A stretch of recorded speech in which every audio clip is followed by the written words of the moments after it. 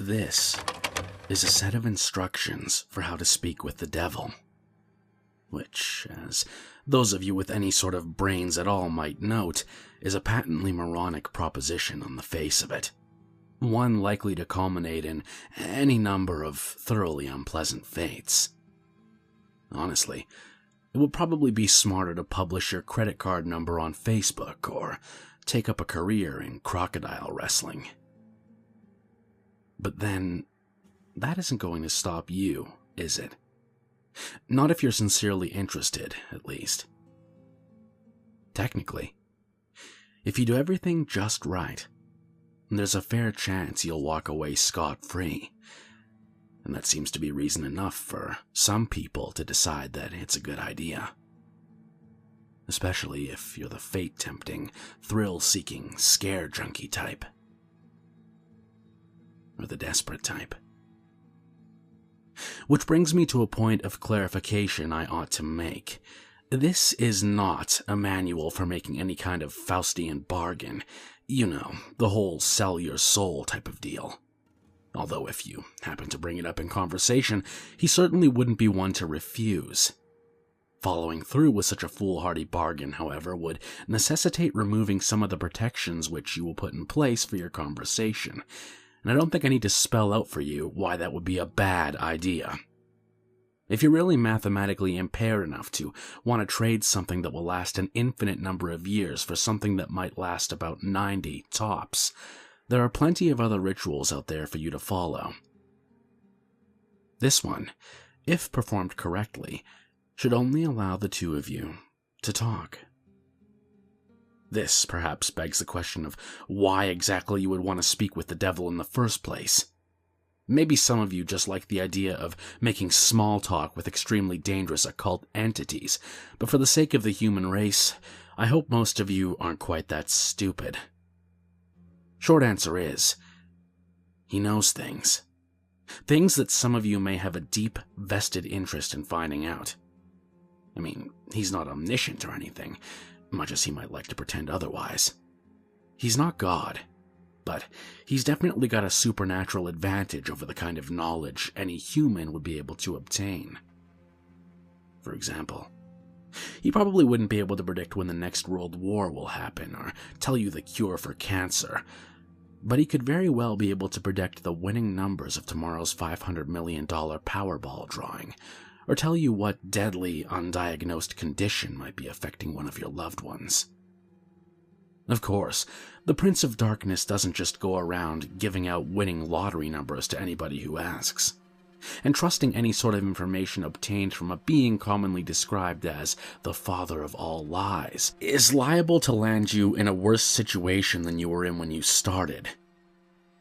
However, if you're really dead set on finding something out, and you've exhausted all other options, there is a way to try to get accurate information out of the guy. You see, like so many of the more urbane villains in popular culture, the devil has a bit of a penchant for games and gambling. Of course, the reason he likes them so much is that he almost always wins. Unless you happen to be a fiddler named Johnny or are being represented by Daniel Webster, you're probably going to get your ass handed to you. But if you're determined enough to want to face the risks and the long odds, there's a certain game the two of you could play to try to win the information you need. First things first, though. We'll start off with a description of the summoning process, then get into the rules of the game, some tips for how to play, and finally, of course, the inevitable litany of arcane shit that might go horribly wrong. In order to contact your conversational partner, you'll need to go to a church at midnight.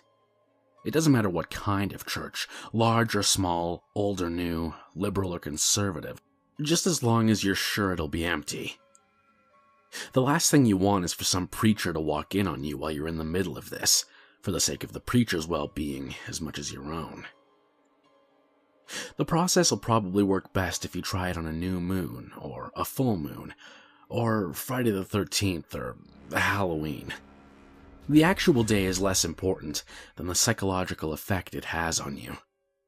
As long as you don't try it on Christmas Eve or something stupid like that, You should be fine. The time is important, though. You don't have to start or end your ritual at exactly 12 a.m. Greenwich Atomic Time or anything, but it's a general rule of thumb that you ought to show up a bit before midnight and have everything set up by no later than 10 or 15 after. Show up a lot before midnight if you don't know how you're going to get in. Shockingly enough, most houses of God do tend to lock their doors at night, at least if no one's there to watch over them. And remember, we want empty. Got it? There are, of course, certain things you need to bring, and certain things you can't bring. For this ritual, you'll need a can full of salt. You won't need to use all of it, but it's always better to have more than you need than to have less. 7 candles, red or white being preferable. Something to light the candles with. You would be shocked how often people forget this. Occult ritual or not, they're not going to magically light themselves. A length of red string, rope, yarn, or thread. A full-length floor or wall mirror. Ideally, you'll want to find one of these already present in the church. They're a bit unwieldy to be lugging around with you during a break-in. However, if there really aren't any there, you'll have to bring your own. You might also find it useful to bring some markers, pencils, paper, a flashlight, and any sort of tools that might be necessary to secure your entrance into the church. You will not be permitted to bring in any electronic or timekeeping devices. This includes all cell phones, smartphones, tablets, e-readers, MP3 players, PDAs, calculators, wristwatches, pocket watches, kitchen timers, hourglasses, etc., etc., etc. Seriously, it's worse than the SAT. If you're one of those people that has to have your smartphone practically wired into your brain, don't worry. You can bring those things with you to the church, as long as you leave them outside the room in which you'll be doing the ritual. If you brought a flashlight, helpful for finding your way around without attracting unwanted attention, leave that outside too. Also, don't bring in any sort of religious paraphernalia to protect you, especially if it pertains to the Abrahamic religions. And yes, if those gothy black cross earrings you're wearing are hanging right side up, they count. If you have any kind of holy symbols like that with you, the devil will simply refuse to show up. Now don't worry, you're not going in totally unprotected. In fact, most of the supplies with you are not for any sort of devil summoning ritual, but for your own protection. Old superstitions and folk magic remedies to guard oneself from evil. From what I know of it, the effect's mostly based on the power of belief, so there are probably numerous other objects, artifacts, and procedures that would work just as well. If you'd like to risk being left helpless at the mercy of the devil in order to test that theory, feel free to experiment. However, for anyone without a psychotic death wish, I'd recommend sticking to the ritual as follows. Once you're sure you have all the right supplies with you, make your way into the church and find someplace to set up. It can be anywhere from the main sanctuary where services are held, to a Sunday school classroom, to a walk-in supply closet, as long as you have a sufficient amount of open floor space and are certain not to be disturbed. Set up your mirror first. This is where the devil will appear when you summon him. As such, you mustn't complete the summoning until you've laid down certain wards around it. First, surround the mirror with an unbroken circle of salt. If the mirror is hanging on a wall or door, lay down a semicircle around it instead, making sure that the salt touches the wall on both ends. Then, wrap your red string around the mirror several times. The color red, especially red string, is symbolic of protection in the folklore of many cultures and religions. This is also why red candles are a good idea. Speaking of the candles, set them up around the outside of your circle, or semicircle of salt, spaced at relatively even intervals. No, you don't have to get out the measuring tape and make it exactly perfect, but do at least try to make it look as though it was set up by someone old enough to be trusted with matches. Light the candles in a clockwise fashion, being careful not to disturb the salt. If you break the circle, you'll have to start all over again. Once all of the candles are lit and burning strongly, your protective wards are complete. You are now ready to proceed to the actual summoning. To do so, you first must get the devil's attention and demonstrate your resolve by performing some sort of sacrilegious act in the holy space. Turning a crucifix or cross upside down is fairly conventional, but it's not the only option. For example, I know of a kid who once fulfilled this requirement by scribbling obnoxious graffiti all over a painting of Jesus hanging in his Sunday school classroom. The nice thing about turning a cross upside down is that once you've finished your encounter, assuming you survived it in one piece, you can just flip it right side up again and no one's the wiser, sidestepping the relatively minor but still irritating risk of having your Sunday school turn into a reenactment of the Spanish Inquisition for the next month and a half. After you've finished doing whatever offensive thing you decide on, shut all doors to the room and turn off all of the lights so that the space is only lit by the candles. Face the mirror and stare deeply into it, concentrating on your desired outcome. There are no incantations, no arcane strings of Latin you have to recite. Just look into the mirror and wish as hard as you can for the devil to appear there. After a few moments of this, when you feel ready, close your eyes and count to 10. Then open them. If all has gone correctly, you will no longer see your own reflection. You will be looking at the devil, or at least looking at the way the devil has chosen to appear to you. Chances are, he won't look like your conventional red-horned demon with goat legs and a pitchfork, nor any other sort of terrible apparition. No point in scaring you off now. Better to lure you in, make you feel safe. To that end, he generally takes on the appearance of a fairly average, nondescript human being. If anything, he's prone to vanity and will lean towards the more attractive end of the spectrum.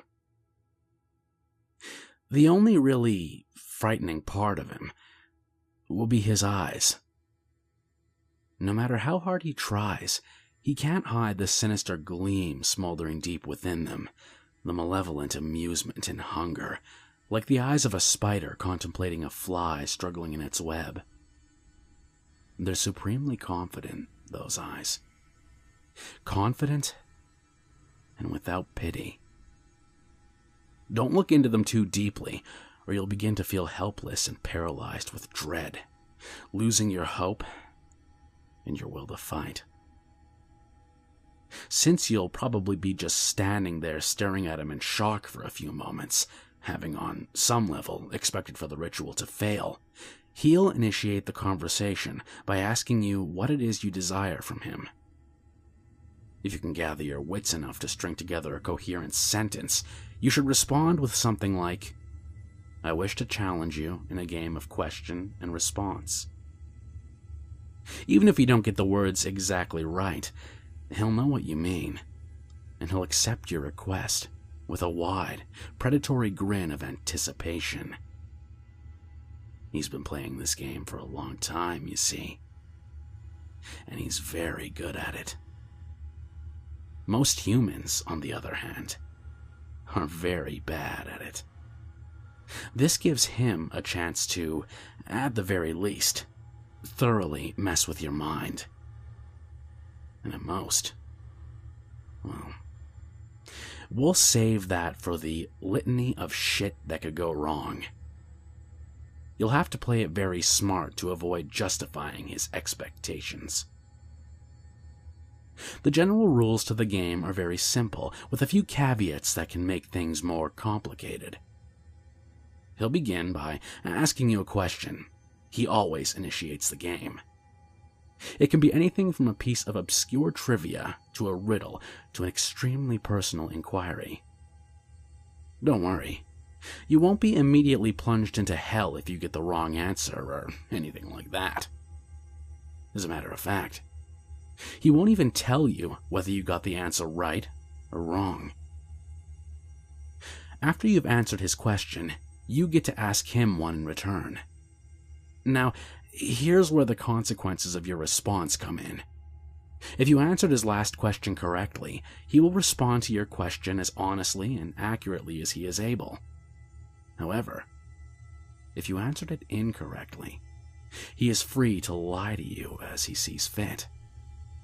Perhaps if you've asked him something you're better off knowing, he'll tell you the truth about it anyway. But more likely, he'll feed you the most insidious, damaging lie he can come up with. Either way, after he's responded, he'll ask you another question, and the process will repeat over and over again until you decide to call it quits. Now, you may be sitting there thinking that it sounds fairly easy to get the information you need. All you have to do is wait for a question you can answer correctly, and then take that opportunity to ask him what you really want to know, ignoring everything else he said. Well, it's not that simple. The devil will never give you an easy question, one that you can be completely sure of the answer to. He may instead give you questions that you have some vague knowledge of, that you think maybe you know the answer to but aren't really confident about, thus forcing you to endlessly second-guess yourself, obsessing over whether or not you can trust the information that he gave you next.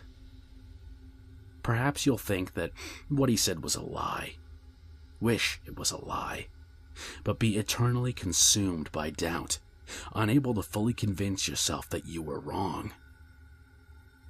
Or perhaps you'll have to make a huge choice based on the information that he gave you, and be tormented by fear and indecisiveness as you realize that your fate, and perhaps that of others as well, rests entirely upon whether or not you were able to correctly recall some arcane piece of trivia that you don't even remember now.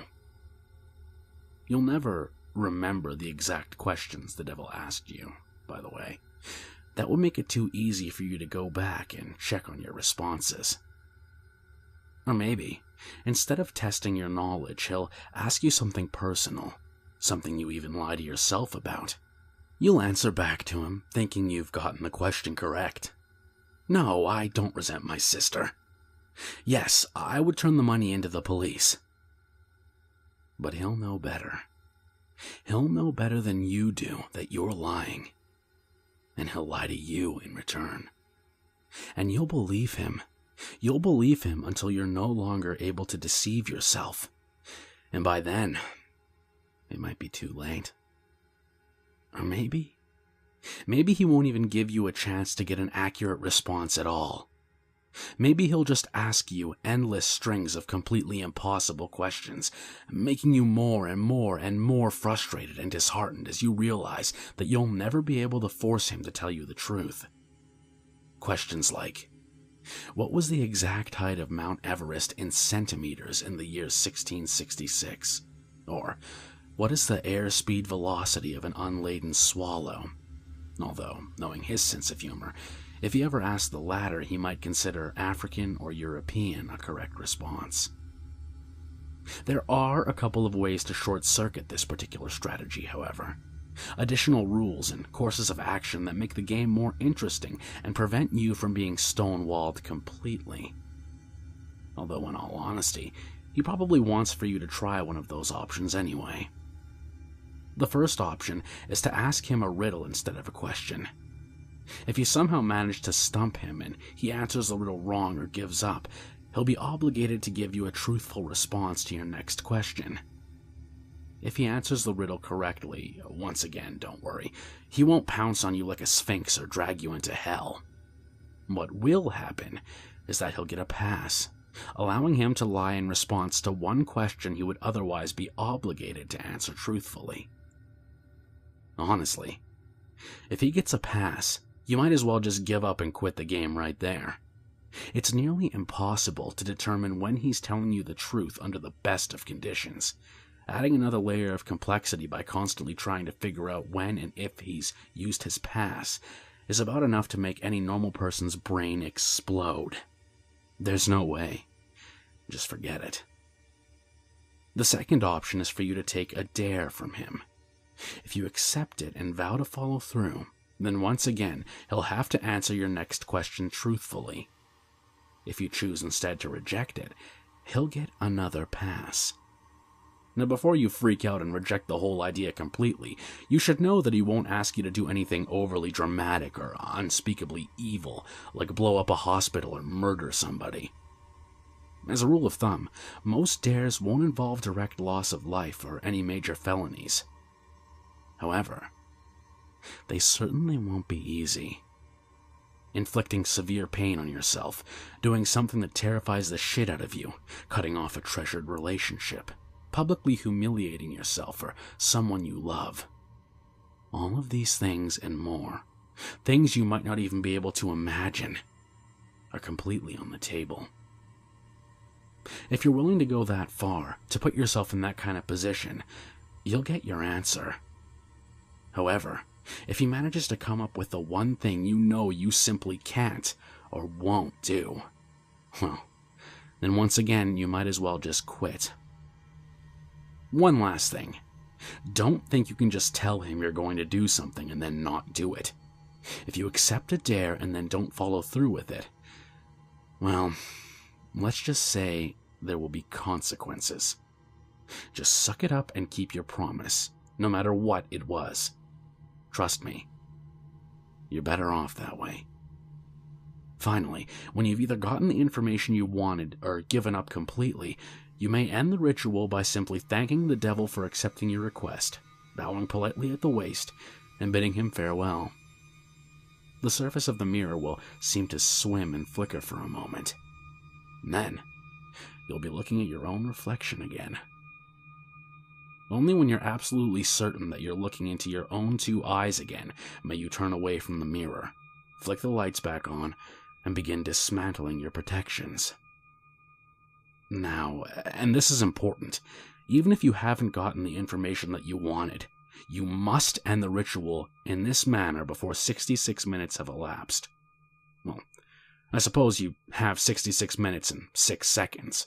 Subtle, right? But if you're seriously going to try and cut it that close without any kind of timekeeping device, you're probably screwed anyway. I cannot emphasize enough how important it is that you keep to this time limit. I'll save the reason behind that for the end, but don't skip ahead. I've still got a few important tips on how to play. Number 1. Be very careful what sort of personal information you give out. Try not to talk about yourself, especially your emotions and problems, any more than absolutely necessary. This guy knows human psychology like the back of his hand, and he will get inside of your head. It's like talking to Hannibal Lecter. Give him enough to work with, even if you don't believe a single word he says, and he will find ways to fuck with your mind like nobody's business. If anything he asks makes you even remotely uncomfortable, do not hesitate to lie through your teeth. There'll be plenty of other questions. Number 2, on a similar note, try to keep the game on track and moving briskly. Unstructured interactions of any kind are to be avoided. Chances are that at some point he'll try to draw you off on a tangent, discussing something that fascinates you, analyzing a response you've given him, or finding some other excuse to speak at length without moving the game forward. This isn't only just a waste of valuable time, but also another excellent opportunity to mess with your mind. Number 3. If you choose to give him a riddle, use one that you've made up yourself. If your riddle has ever been written down anywhere at all, from the pages of The Hobbit to some long-lost tome of ancient magic, he'll already know the answer. That said, it still has to be a legitimate riddle, with an answer that makes logical sense from some angle. You can't just ask something like, what's green, has 10 legs and hops, then claim for some inexplicable reason that the answer was marshmallows. Nor can you just ask him a straight question like, what have I got in my pocket? He probably knows that anyway. There are no hard and fast rules to determine whether a riddle makes sense or not, but you're a reasonable human being. Your ancestors ate from the tree of knowledge. Please, for the love of crap, use common sense. Number 4. If you choose to take a dare, there's a slight chance that the devil will ask you to do something seemingly easy. Deliver a letter, for instance, or scribble a 10-digit number in a public restroom stall. If he does ask you for something like this, and you have even a shred of common decency in you, do not accept. Chances are that he's using you to further some sinister plot, one liable to ruin a lot of lives and harm a lot of people. Who knows? Maybe you're the type of person who really doesn't mind throwing an unknown number of total strangers under a bus to find out what you want to know. But at least be aware that that is what you're doing. Number 5. Last but not least, be very aware of the time. It might be helpful to do some practicing beforehand and get a feel for how long an hour is without a watch.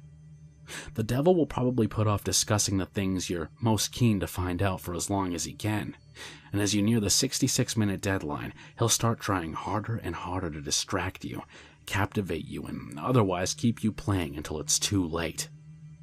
He'll string you along, feed you little glimmers of false hope, keep you thinking, just a few more minutes, I'm almost there. Don't fall for it. Don't go over the time limit, no matter what. Now, you might be thinking that this game doesn't sound all that dangerous so far. Threats of psychological damage rarely seem to carry the same weight as threats of physical damage, even though their costs are often just as great. Hate to burst your bubble, but the game is far from safe. There are plenty of ways for you to seriously screw yourself over both physically and mentally, not to mention spiritually. And it is with these that I will conclude in the vain hope that they may make some sort of impression. First, while you are speaking with the devil, do not let him out of your sight. Keep staring into the mirror no matter what happens. He will undoubtedly try various tricks to make you look away. You'll hear noises behind you, feel eyes on the back of your neck, see shadowy phantoms writhing in the depths of the mirror. A cold breath will blow upon you from behind, smelling like a crypt. A deep silence will settle, only to be interrupted by a loud smack directly behind your head, giving you about the worst jump scare you've ever had. Hell, the devil may even abandon a measure of his own dignified facade and give a sudden jump of feigned shock, shouting loudly and pointing behind you with a very convincing look of terror on his face. Whatever he might test you with, you must not look away from him. If you look away, if you lose sight of him completely, even for 1 second, you'll look back at the mirror to find him gone. Well, not gone. Out of the mirror. In the room. With you. Exactly how much of your body the police will find the next morning, and what state it's in, will depend entirely on the sort of mood he's in. The same thing goes for if you break any of the protections you laid down before beginning the ritual, interrupting the circle of salt, letting the red string unwind, knocking over a candle, or letting one go out. Any of these things will free him from the mirror. And then, well, you're all a bunch of creative horror junkies. I'm sure you can fill in the blanks. On a different topic, you may reach a point in the game, probably after a long series of maddeningly impossible questions, where the devil asks you the deceptively simple question, what is your full name? You must not tell him. Names can be things of great power.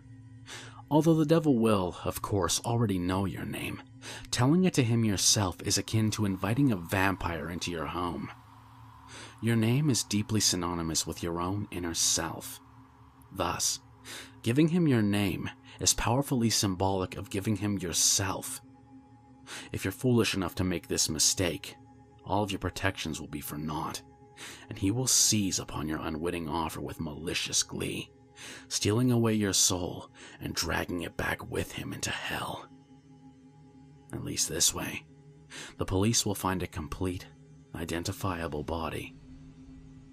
As a matter of fact, your vacant shell will be totally unblemished, seemingly having dropped dead of sheer terror. Last, but certainly not least, There's the matter of what happens if you go over the time limit. This is arguably the worst thing you can do.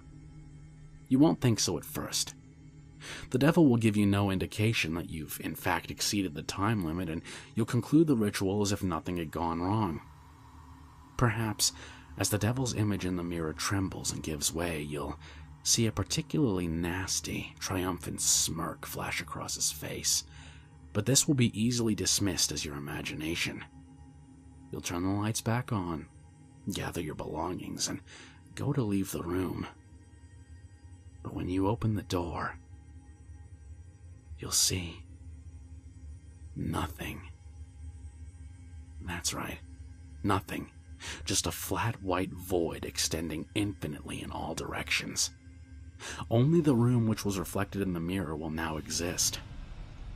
Incidentally, if you turn back around to face the mirror again, you may catch a last glimpse of your own reflection. Perhaps it will even turn and favor you with a smirk and a cheeky wave before sweeping out the door into the perfectly normal church hallway outside.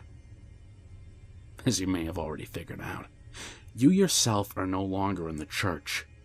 Your soul is now trapped in the mirror, and the devil has taken the liberty of possessing your body now that you're no longer using it. Pound on the glass and scream all you like. You'll never get out on your own, and no exorcist can help you.